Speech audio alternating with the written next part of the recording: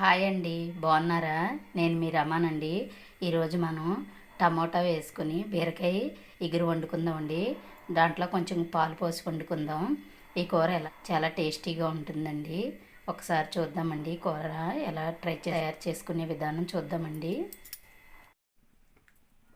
బీరకాయ కూరకి పాన్ పెట్టుకొని ఆయిల్ వేసుకున్నానండి. దాంట్లో పోపు దినుసులు వేసుకుంటున్నాను.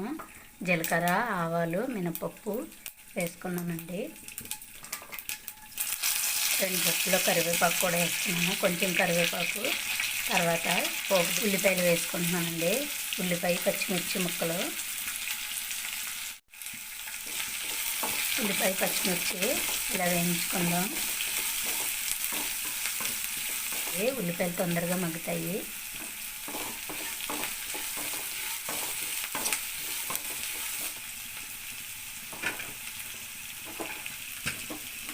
పాలు పోసుకుందామండి. కూర చాలా టేస్టీగా ఉంటుంది ఇలా పాలు పోసుకుంటే. పాలల్లో ఉల్లిపాయలు మగ్గించుకుందాం.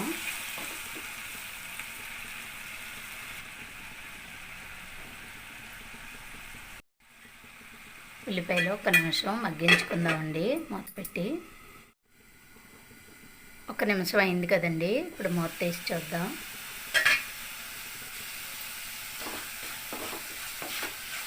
పాలల్లో ఉల్లిపాయలు మగ్గినాయండి. ఇప్పుడు బీరకాయ ముక్కలు వేసుకుని 1/2 కిలో బీరకాయలు తీసుకున్నానండి నేను. ముక్కలన్నీ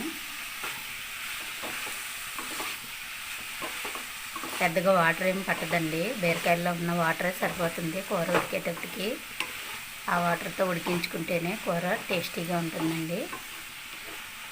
ఒక్కసారి ఇలా ట్రై చేసి చూడండి, చాలా బాగుంటుంది. 2 నిమిషాలు మగ్గించుకుందాం. ఇప్పుడు 1 నిమిషం అయింది కదండి. మూత తీసి చూద్దాం.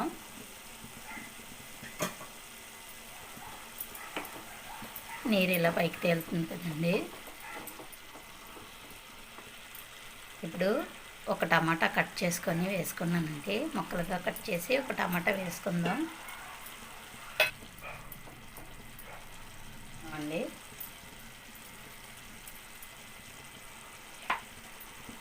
కొంచెం పసుపు వేసుకుందాం, చిటికెడంత. 1 స్పూన్ కారం వేసుకుందామండి. బీరకాయలో ఎక్కువ కారం అవసరం లేదండి. పచ్చిమిర్చి వేసుకున్నాం కదా, ఈ కారం సరిపోతుంది. మీకు కావాలనుకుంటే కొంచెం వేసుకోండి. కూర చాలా టేస్టీగా ఉంటుందండి. మూత పెట్టి 2 నిమిషాలు ఉడికించుకుందామండి. బీరకాయ కూర రెడీ అయిపోయిందండి. బీరకాయ టమాటో కర్రీ చాలా టేస్టీగా ఉంటుంది. ఇలా గ్రేవీలో వండుకుంటే పాలు పోసి వండుకున్నాం కదండి, చాలా రుచిగా ఉంటుంది. ఈ కూరను ఒకసారి మీరు కూడా ట్రై చేయండి.